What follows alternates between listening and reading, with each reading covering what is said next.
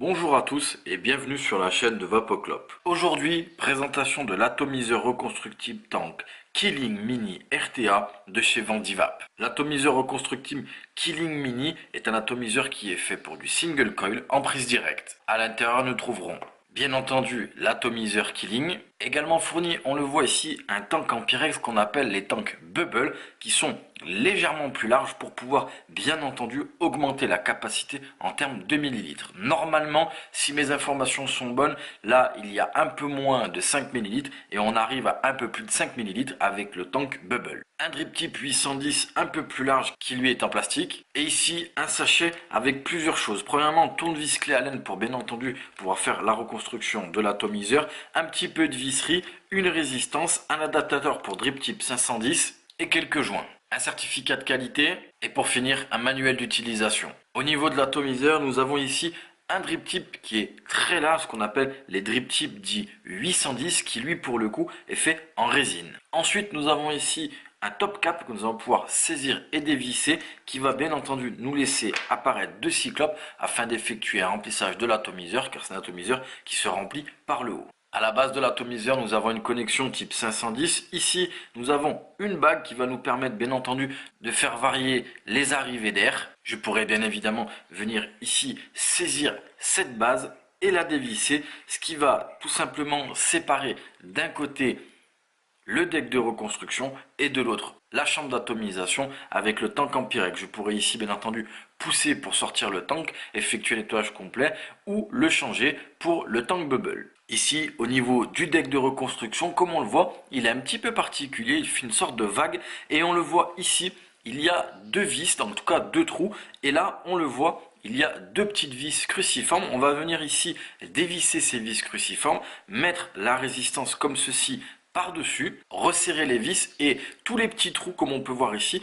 vont tout simplement ici venir lécher la totalité de la résistance. Et ensuite quand on aura mis le coton, on viendra passer le coton ici dans les petites rigoles et c'est fini. Nous allons d'ailleurs effectuer une reconstruction de cet atomiseur. Pour pouvoir effectuer la reconstruction, je vais prendre le tournevis fourni dans le kit, la résistance aussi fournie dans le kit car je l'espère qu'elle est bien entendu aux bonnes mesures car vous l'aurez compris, pour pouvoir ici passer la résistance, il faut que les pattes soient à la bonne dimension. Mais je ne sais pas pourquoi, dans l'idée j'ai l'impression qu'elle est trop grande, ça nous permettra de voir à peu près la distance qu'il y a. Ici, il n'y a pas de coton bien entendu, j'en ai moi personnellement, mais il y a quand même pas mal de choses qui sont fournies dans le kit, donc c'est pas mal. Je viens ici tout simplement prendre les vis et on le voit, je viens dévisser ici, ça me libère là où je vais venir mettre les pattes de ma résistance. Ici, mes pattes sont libérées.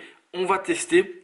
Et comme je m'en doutais, bien entendu, vous l'avez vu, elle est beaucoup trop grande. Donc, on va venir couper au fur et à mesure à l'aide d'une pince coupante pour voir à peu près jusqu'où il faut couper. Ça nous permettra, comme je l'ai dit, de donner une sorte de distance, une sorte de mesure plus ou moins de là où il faut la couper.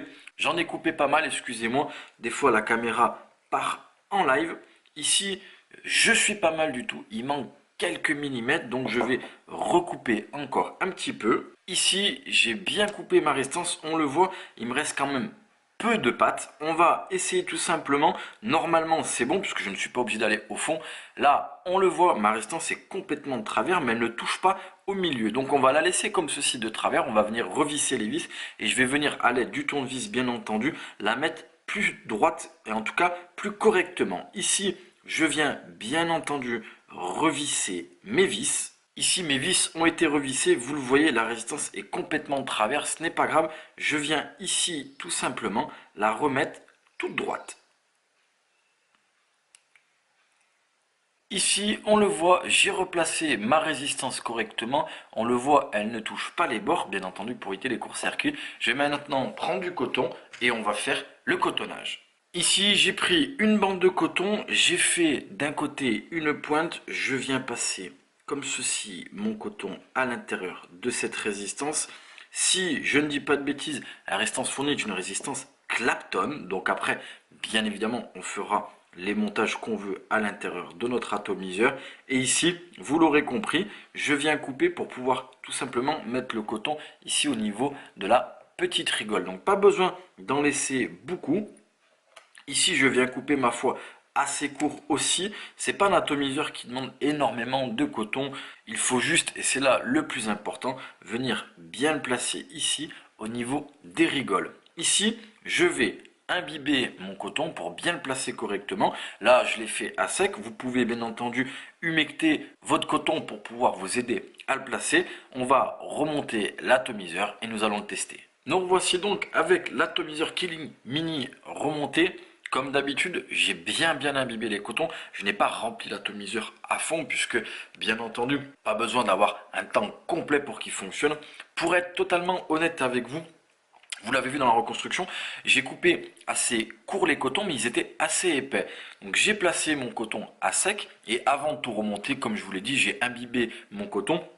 Et je me suis rendu compte qu'il avait trop de coton. Donc pour être honnête avec vous, je l'ai recoupé. Tout simplement, c'est un atomiseur qui, à l'instar un petit peu de ce qui se fait en ce moment, au niveau des canules, par là où remonte le liquide, là où on met le coton, elles sont assez larges mais pas profondes. Donc il faut laisser une certaine largeur dans le coton, mais pas trop non plus, car sinon, bien entendu, ça va boucher un petit peu cette canule et votre résistance ne sera pas alimentée correctement. Vous allez le voir pourquoi, puisque moi je l'ai vu quand j'ai remis ici ma cloche, c'était trop serré, j'avais du mal à visser, donc c'est qu'il y avait trop de coton. Bref, vous vous en rendrez compte. Ici, la résistance fournie est une résistance, je l'ai dit, à une Clapton à 0,3 ohm. Je suis réglé à 50 watts, les arrivées d'air complètement ouvertes et on teste ça.